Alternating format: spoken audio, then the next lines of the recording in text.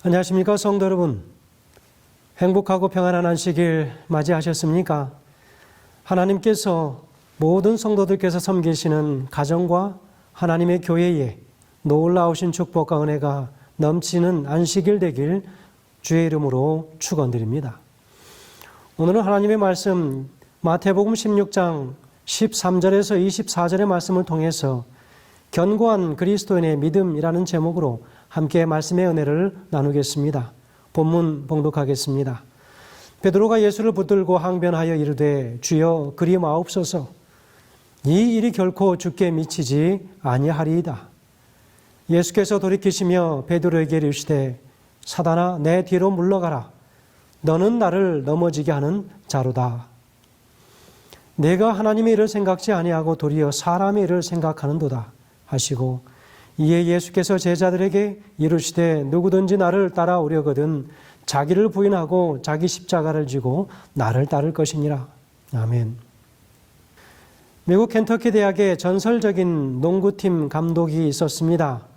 릭 디파노라고 하는 이름 없는 무명 감독이었습니다. 미국 고등학교 여자 농구팀의 감독이었지요. 그는 압박 수비 전술을 도입하면서 엄청난 성공을 거두었습니다. 그러자 주변의 수많은 대학 농구팀들이 이 전술을 배우기 위해서 디파노를 아무 거리낌 없이 그 비법을 좀 가르쳐 달라고 찾아왔습니다.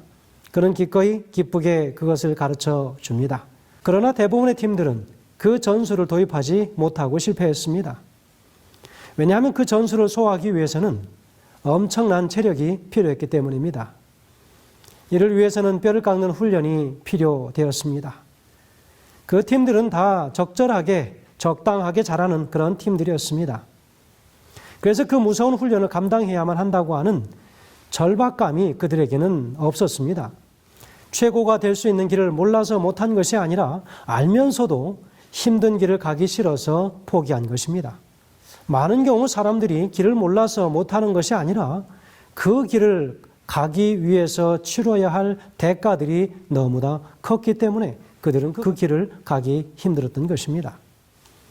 난관을 타게 하는 돌파구는 번뜩이는 머리에서 나오는 것이 아니라 필사적인 정신력에서 나오는 것입니다. 그런데 요즘 많은 사람들을 보면 직장에서 힘들면 또 가정에서도 힘들면 심지어는 자신의 인생이 힘들면 생명까지라도 쉽게 포기해버리는 사람들이 너무나도 많다는 것입니다.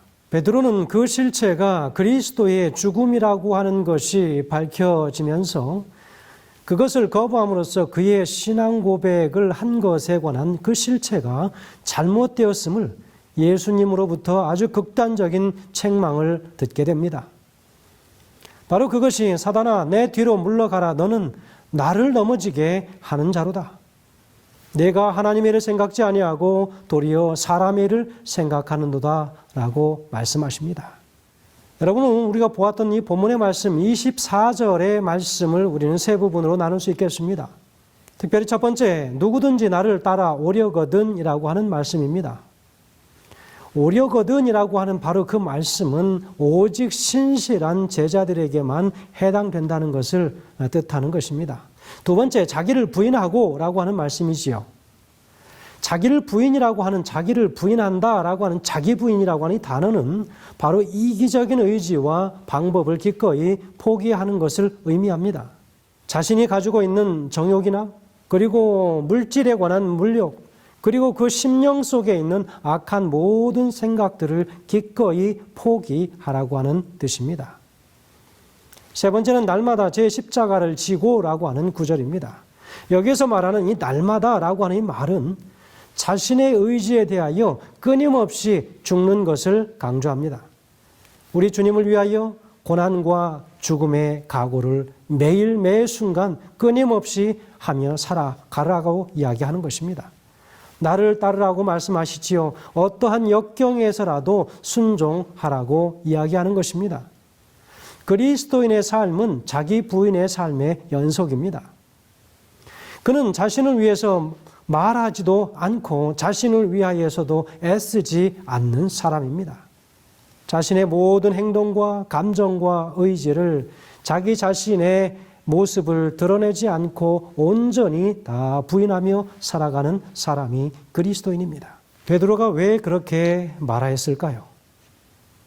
시대소망 415페이지에서는 기록하기를 베드로는 그리스도의 사업에서 십자가를 보고자 하지 아니하였다라고 기록하고 있습니다. 예수님이 하실 수 있는 가장 가혹한 책망을 베드로에게 하셨습니다. 마태복음 16장 23절의 말씀처럼 사단아 내 뒤로 물러가라. 너는 나를 넘어지게 하는 자로다 라고 이야기하고 있지 않습니까?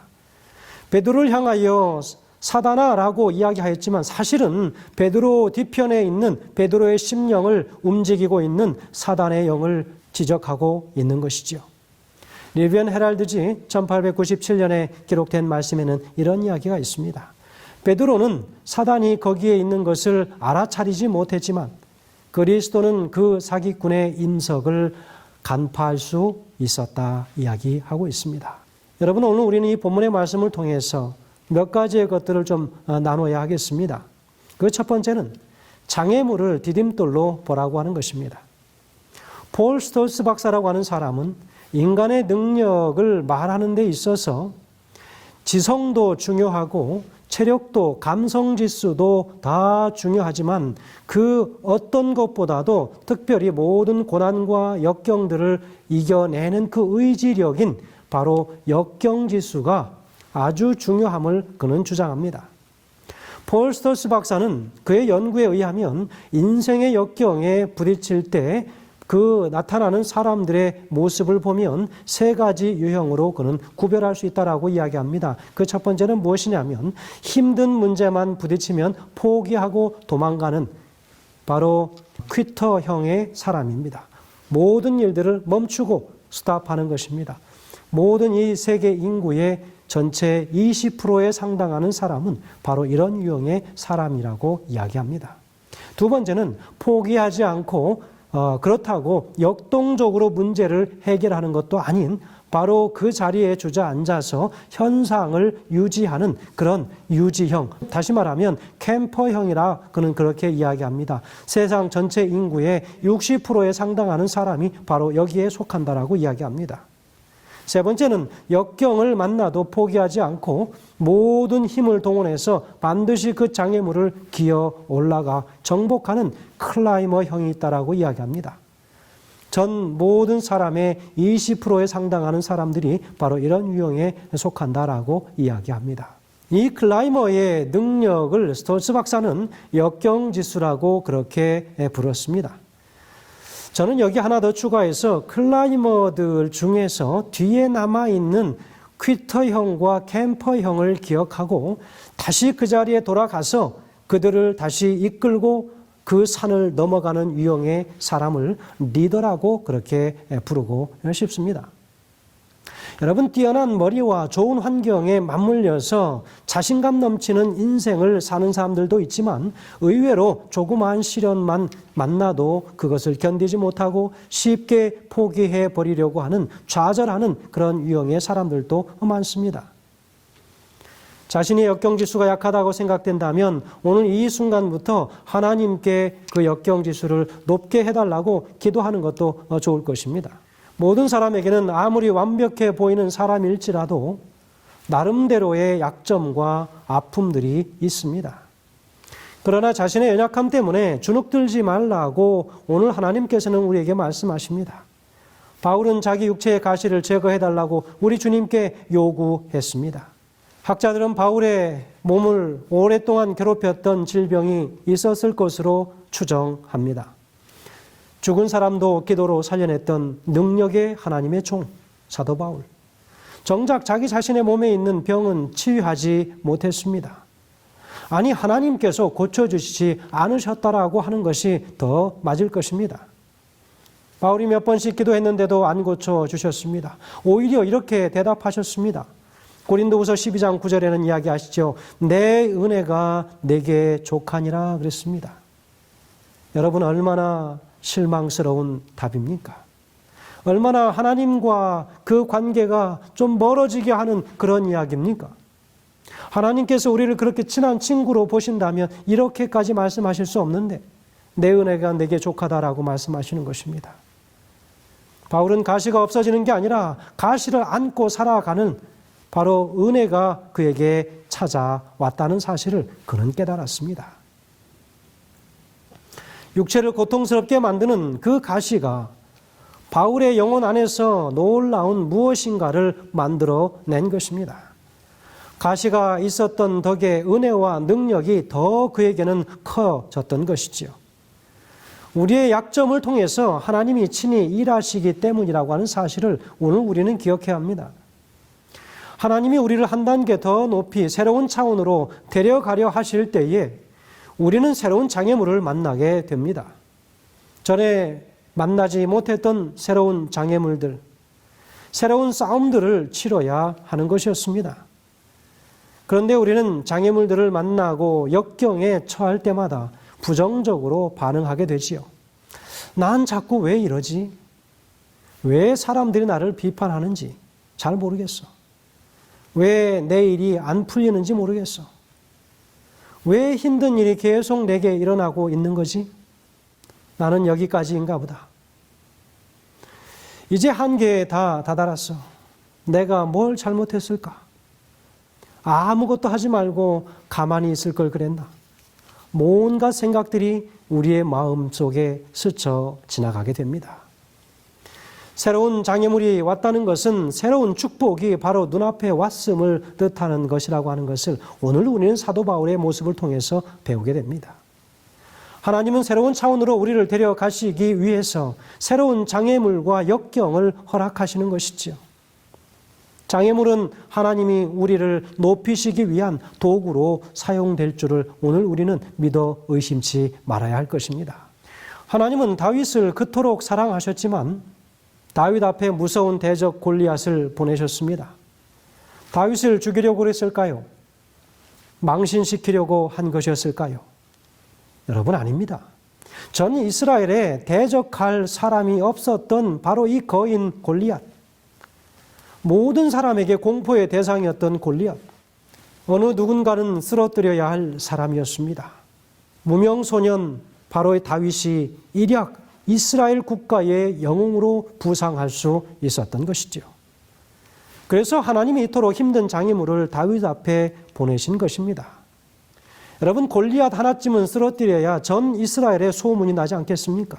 아니, 전 세계에 소문 나지 않겠습니까?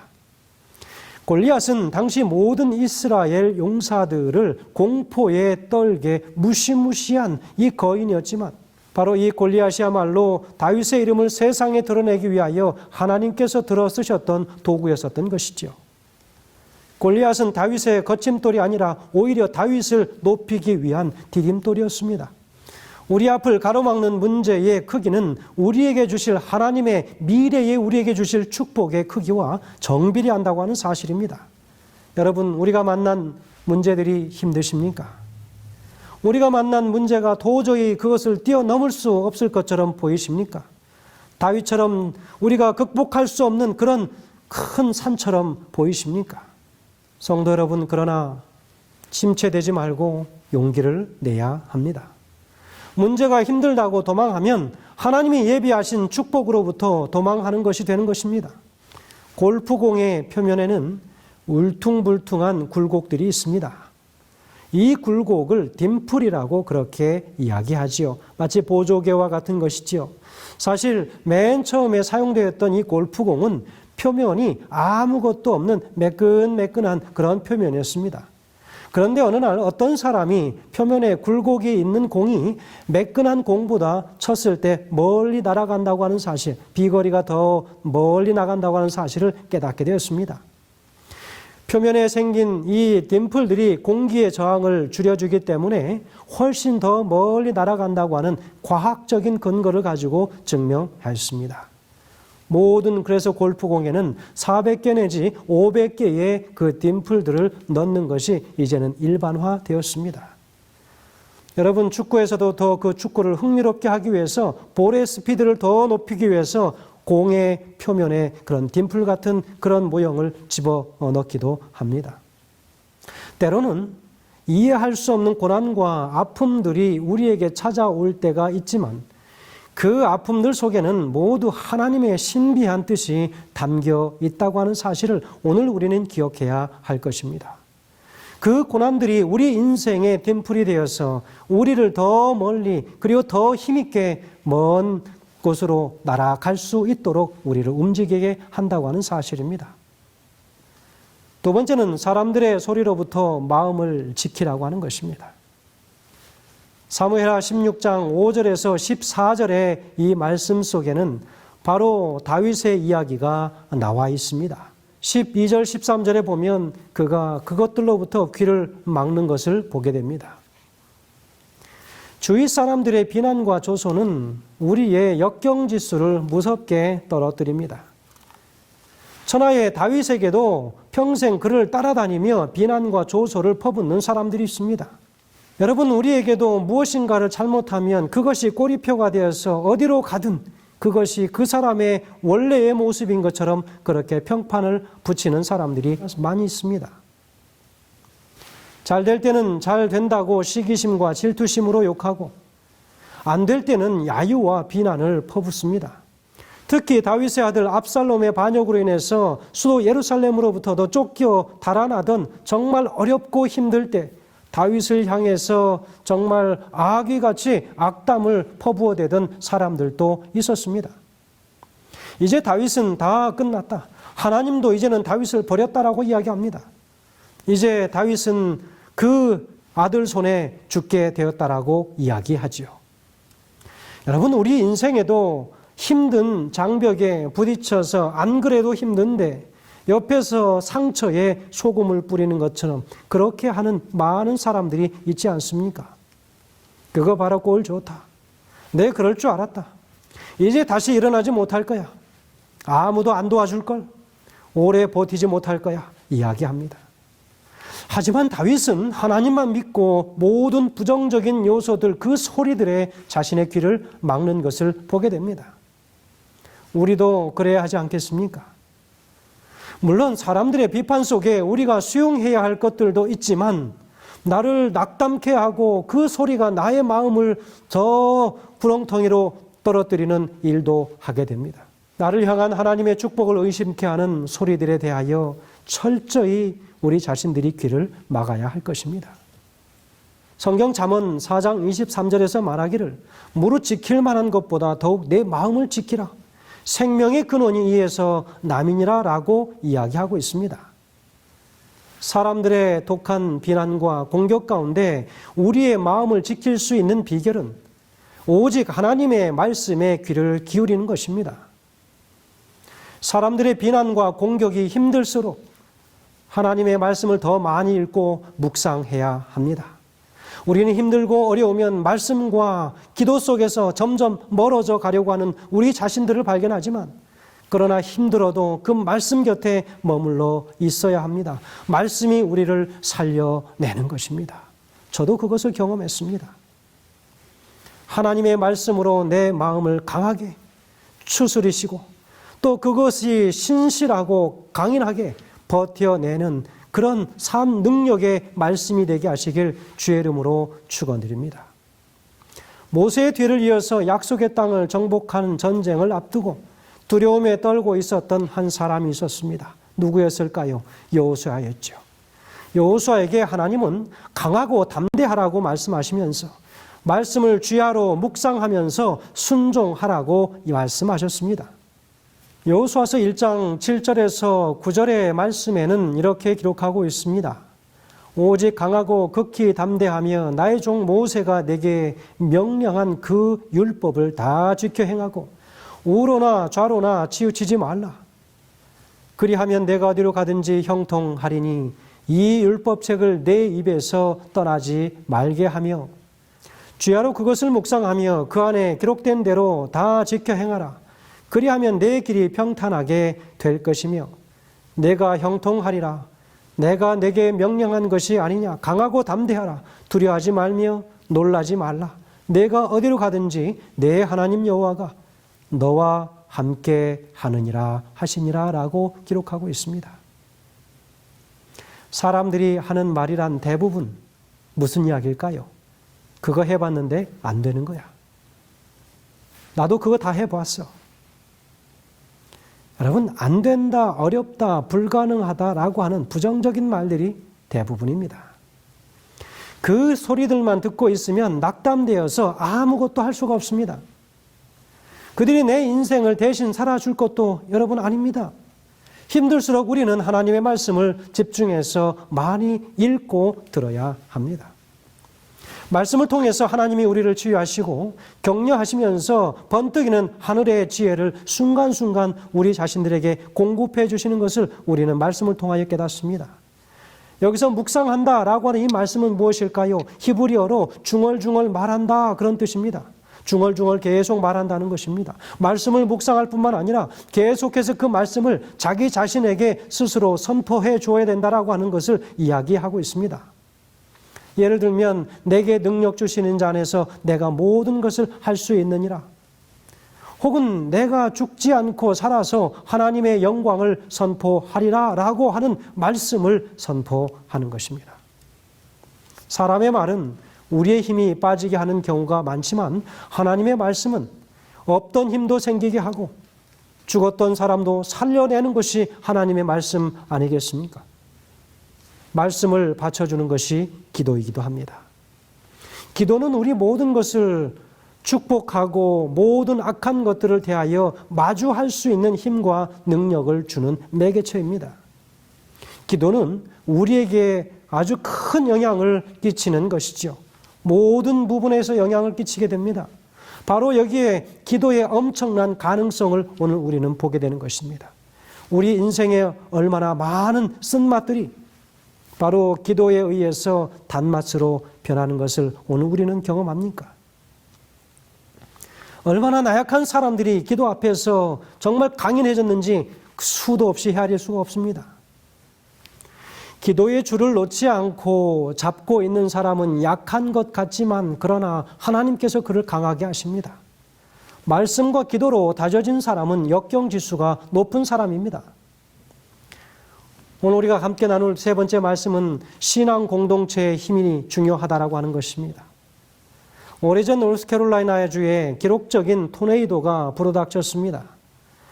아름드리 큰 나무들이 뿌리채 다 뽑혀나갔습니다. 그런데 희한하게도 그보다 훨씬 약한데도 토네이도에 버텨낸 숲이 있었습니다. 바로 그 숲의 나무들은 아주 좁은 간격으로 심겨져 있었을 뿐만 아니라 뿌리와 가지들이 서로 얽혀져 있었기 때문에 서로가 서로를 붙들어주는 역할을 했다라고 학자들이 이야기를 했습니다. 여러분, 전도서 4장 12절에는 이렇게 기록합니다. 한 사람이면 패하겠거니와 두 사람이면 맞설 수 있나니 삼겹줄은 쉽게 끊어지지 아니하느니라 라고 이야기하고 있습니다. 인생의 폭풍이 밀려올 때 혼자서는 견뎌내기가 힘든 것입니다. 그때 함께 버텨줄 거룩한 믿음의 공동체가 절실히 필요한 것이죠. 함께 모여 있으면 어지간한 시련도 버텨낼 수 있는 힘이 우리에게 있게 됩니다. 서로를 격려하고 서로를 위해서 기도하고 서로를 위하여 잡아주는 그 역할을 서로 믿음의 공동체에서 할 수 있다는 것입니다. 교회는 예수님의 보혈로 맺어진 영적 가족입니다. 때로는 부딪히고 오해하고 상처를 주는 일이 있지만 가족이기 때문에 결코 헤어질 수가 없다는 것입니다.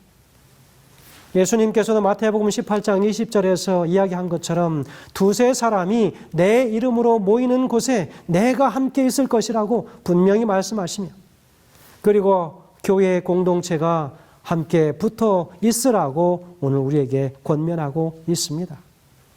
그래야 영적 전쟁의 고단함을 우리는 다 이겨내고 오래 버텨낼 수 있게 될 것입니다.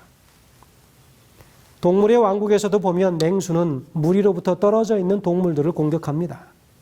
마귀는 우리가 하나님의 공동체 안에서 이 교회의 공동체 안에서 있으면 공격할 수 없기 때문에 우리를 항상 흩어놓기 시작하고 우리 사이를 항상 이간질시키려고 하고 교회로부터 떨어뜨리려고 그렇게 하고 있습니다.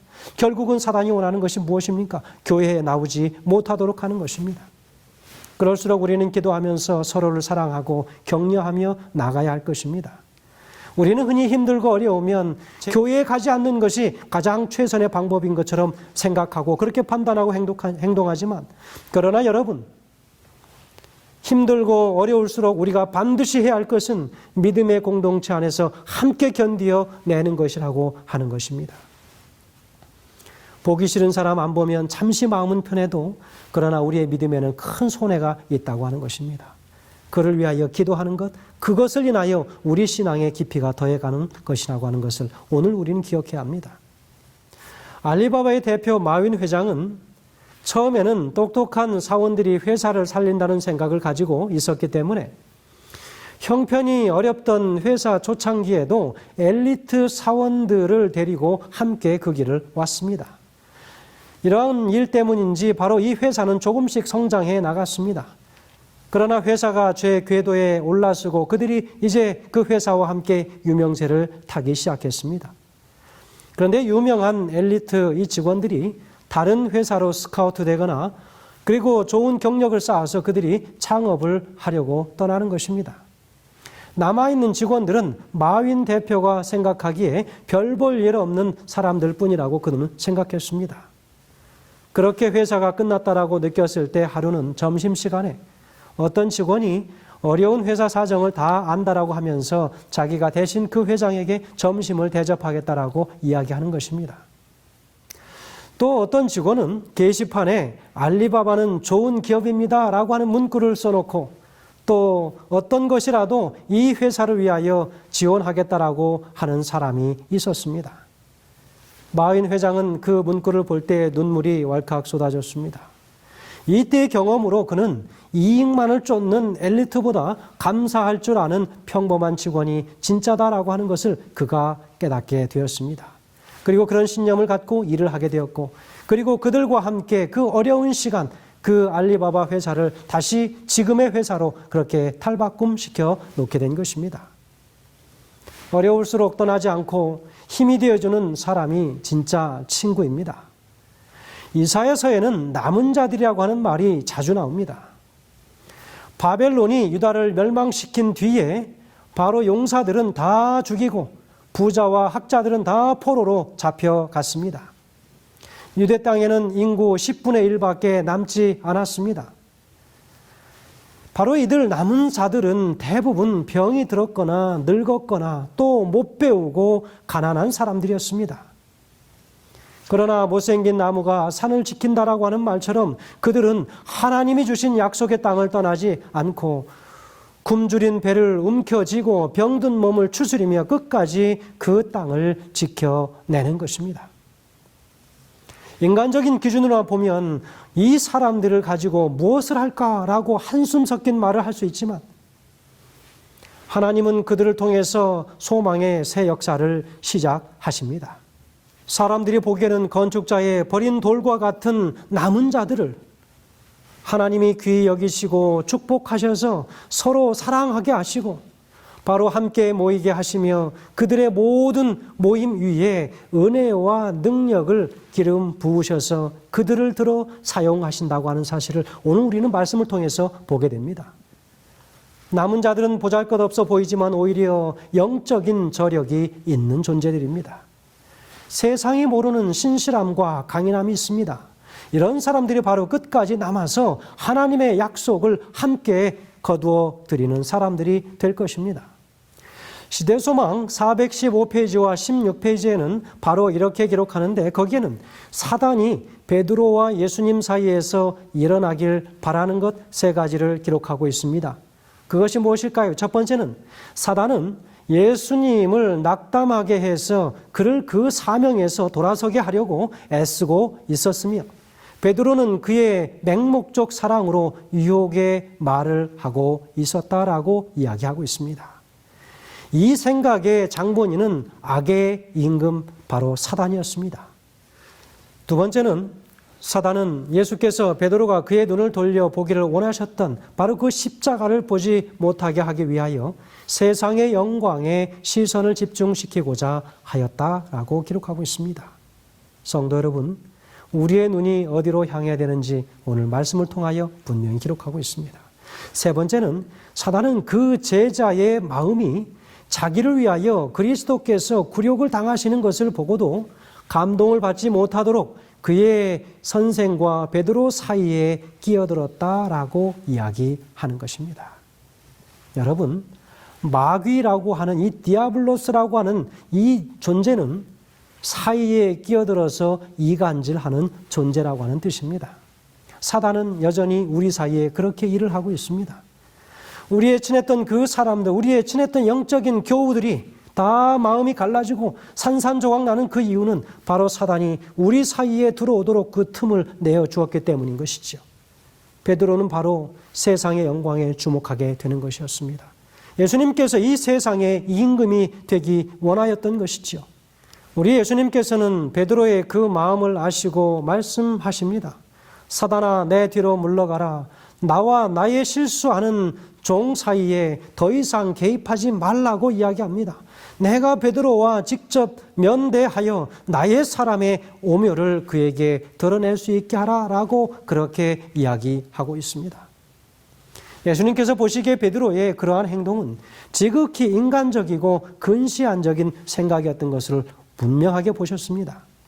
순간적인 감정을 표출하는 것이고 자신이 그리스도를 구할 수 있다는 그런 무례함을 표시하고 있었습니다.